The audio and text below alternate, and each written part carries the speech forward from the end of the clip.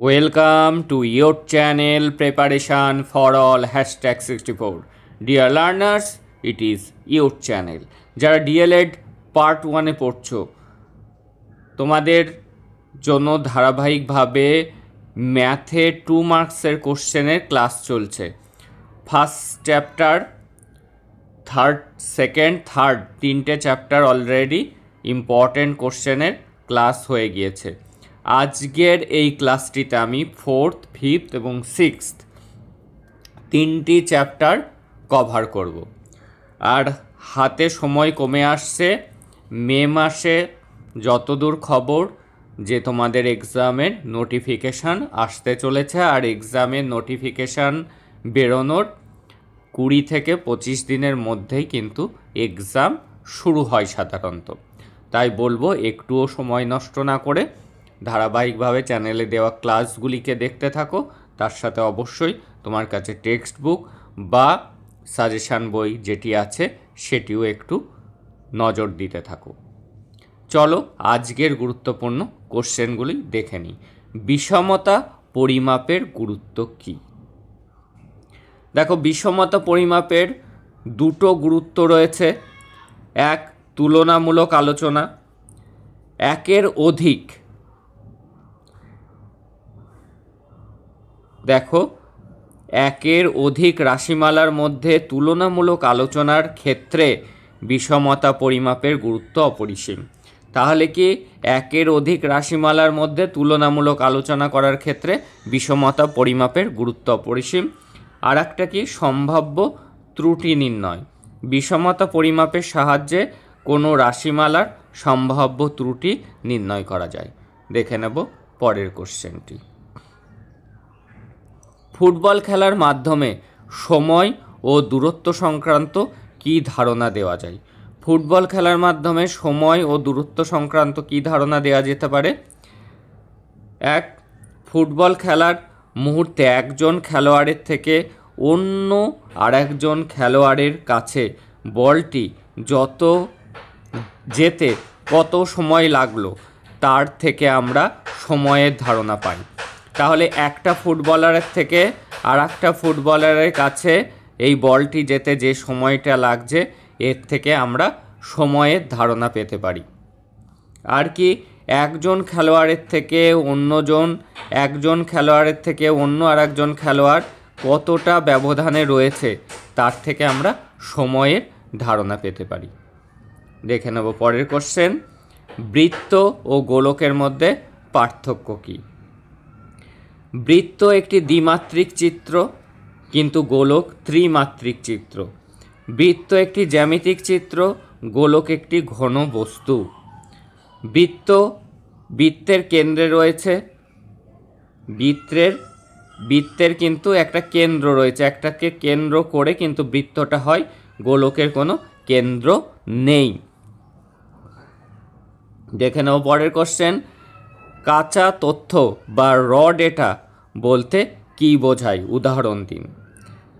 যখন গৃহীত তথ্যগুলি অবিন্যস্ত অবস্থায় থাকে, অর্থাৎ সাজানো অবস্থায় থাকে না বা বিক্ষিপ্তভাবে থাকে, তাকে কাঁচা তথ্য বা অবিন্যস্ত তথ্য বলে। উদাহরণ তথ্যগুলি হলো যেমন 5, 3, 7, 6, 9 ক্রম অনুযায়ী সাজানো নেই। 3-এর পরে 5 আসবে, তারপরে 6, তারপরে 7 যেমন দেওয়া আছে, 9, তারপরে 10, 13, 15 এই যে সাজানো নেই ক্রম অনুযায়ী, এলোমেলোভাবে রয়েছে, এই যে সংগৃহীত অবিন্যস্ত বা বিক্ষিপ্তভাবে থাকা যে তথ্য তাকেই কিন্তু কাঁচা তথ্য বা অবিন্যস্ত তথ্য বলে।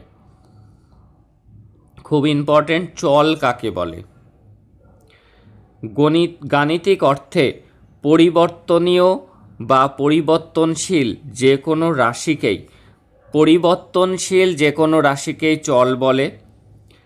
সে যেমন বয়স সবসময় পরিবর্তনশীল, মানুষের ইনকাম পরিবর্তনশীল, খরচটাও কিন্তু পরিবর্তনশীল, এইগুলিকে চল বলে। পরিবর্তনশীল রাশিকেই কিন্তু চল বলে। এবার দেখে নেব ওজন পরিমাপের এককগুলি কি। ওজন পরিমাপের এককগুলি হলো কিলোগ্রাম, গ্রাম, কুইন্টাল, সেন্টিগ্রাম, মিলিগ্রাম ইত্যাদি।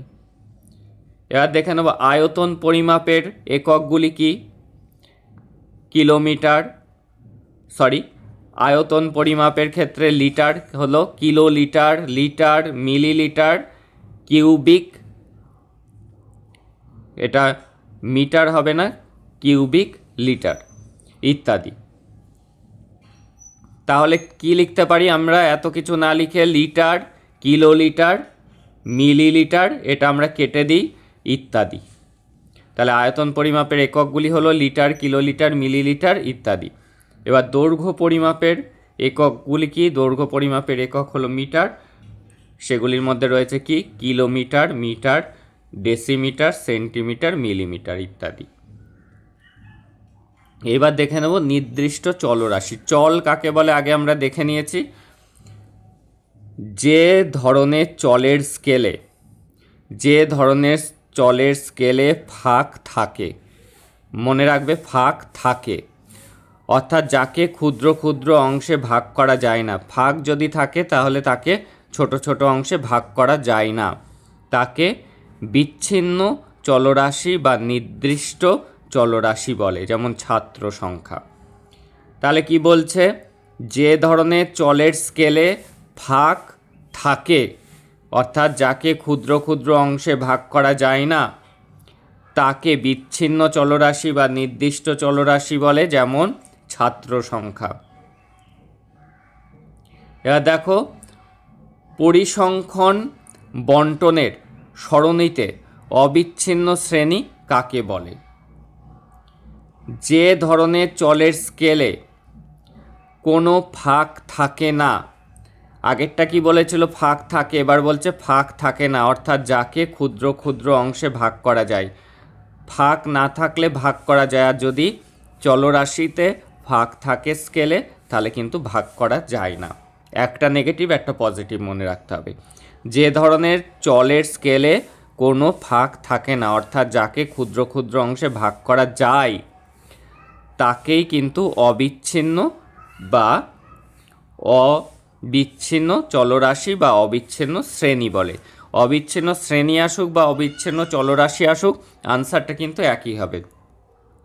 যেমন যাকে ক্ষুদ্র ক্ষুদ্র অংশে ভাগ করা যায় সেটি হলো উচ্চতা, বয়স, এগুলিকে ভাগ করা যায় ইত্যাদি। ছাত্র সংখ্যা এটিকে কিন্তু ভাগ করা যায় না। এবার দেখো তথ্য সংগ্রহ করার যে কোনো চারটি প্রক্রিয়া। তথ্য সংগ্রহ করার চারটি প্রক্রিয়া কি? পর্যবেক্ষণ পদ্ধতি, সার্ভে পদ্ধতি, সাক্ষাৎকার পদ্ধতি এবং কেস স্টাডি পদ্ধতি।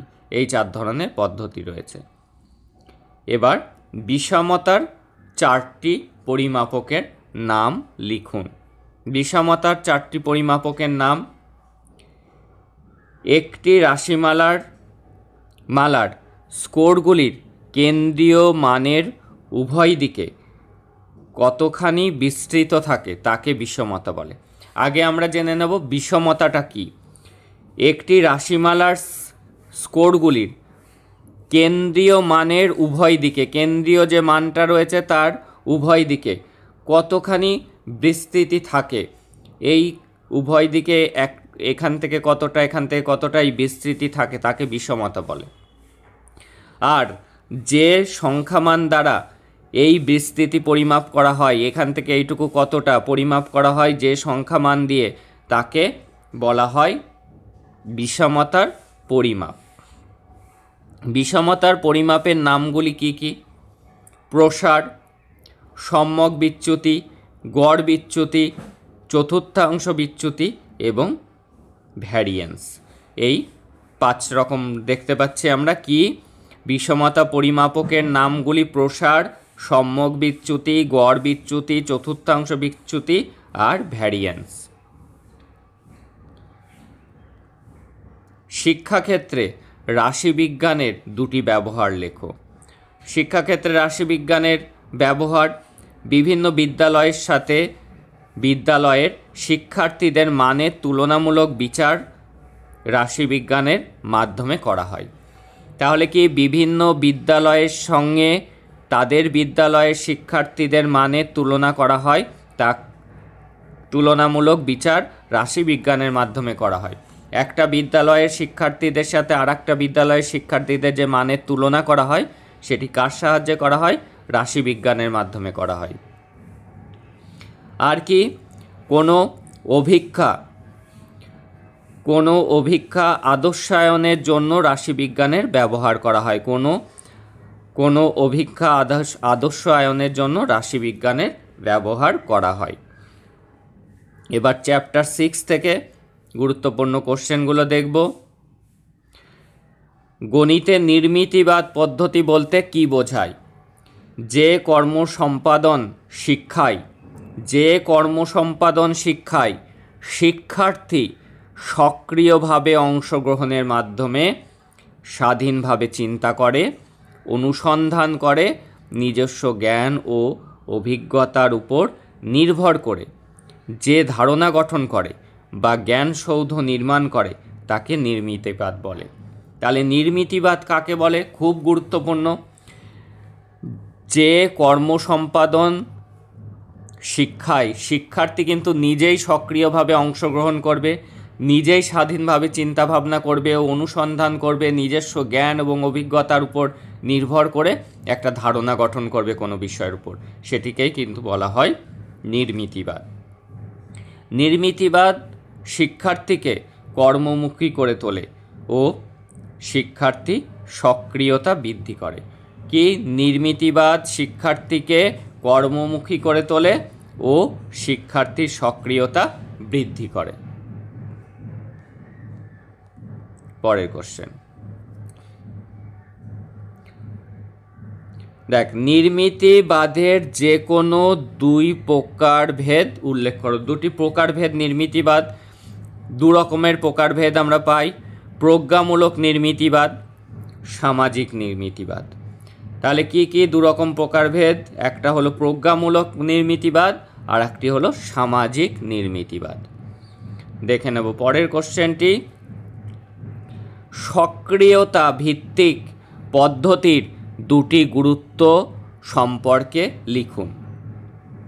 সক্রিয়তা ভিত্তিক পদ্ধতির গুরুত্ব কি?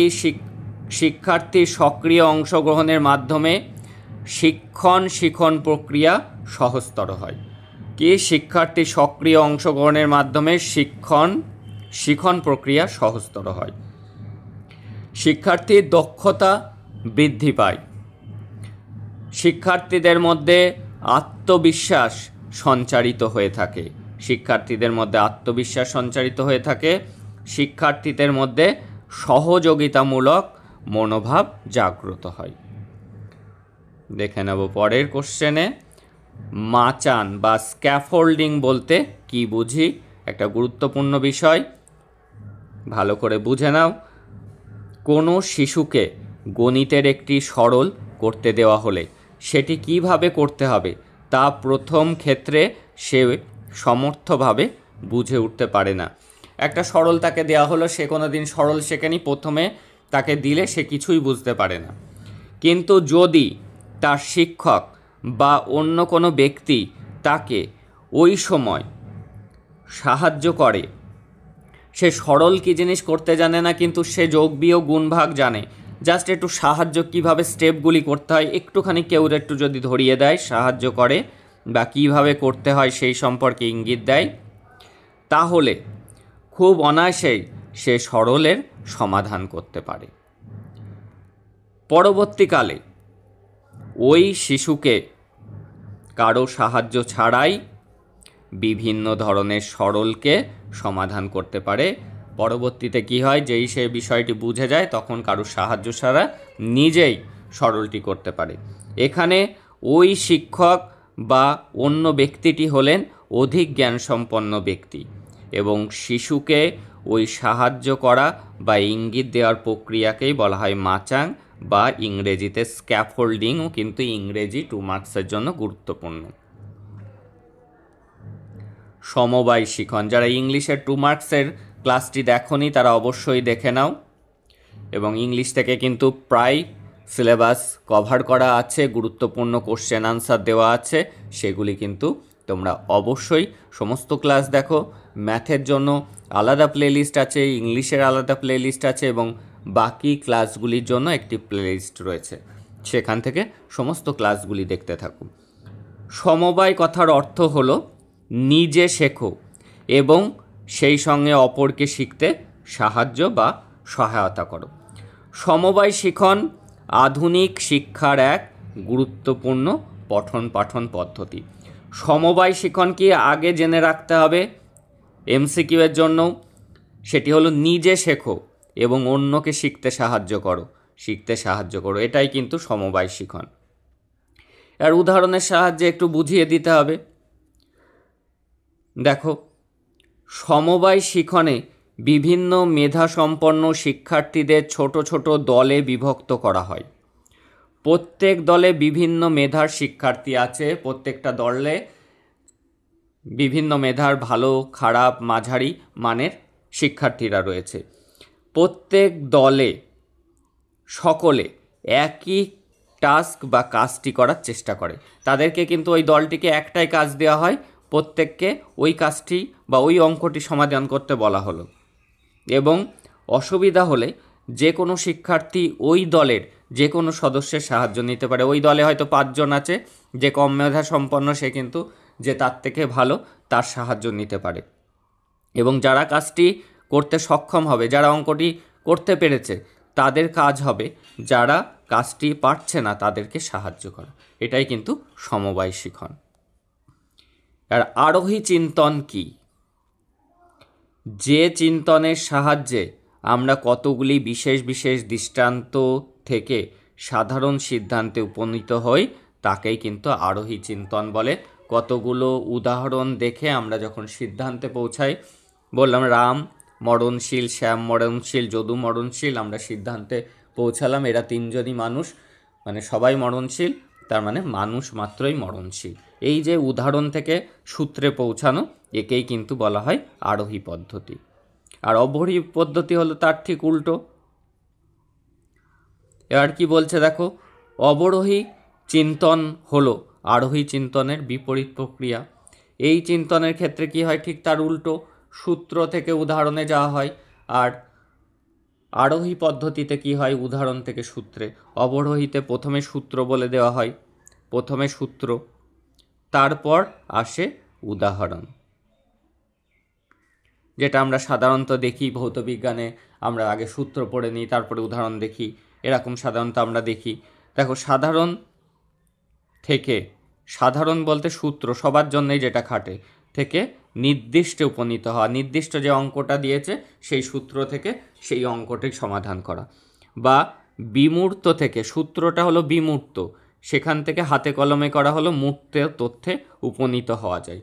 এটাকেই বলা হয়, উদাহরণটা হলো মূর্ত আর সূত্রটা বিমূর্ত। এটাই হলো অবরোহী চিন্তনের দুটি বৈশিষ্ট্য। এই ছিল আমাদের 4, 5 এবং 6 নাম্বার চ্যাপ্টার থেকে এই কোশ্চেনগুলি আমাদেরকে ভালো করে করতে হবে। এছাড়াও যাদের কাছে বই আছে, তোমরা বাকি কোশ্চেনগুলো একবার রিডিং পড়ে রেখে দাও, যাতে তোমরা কিছু না কিছু লিখে আসতে পারো। That's all today. আবারও বলবো, প্লেলিস্ট থেকে ক্লাসগুলিকে দেখো এবং বই পড়ো। এই কদিন পড়ার সাথে কিন্তু যুক্ত থাকো। এই কদিন যে যতটা লেবার দিতে পারবে তার কিন্তু পার্সেন্টেজ তত বেশি আসবে।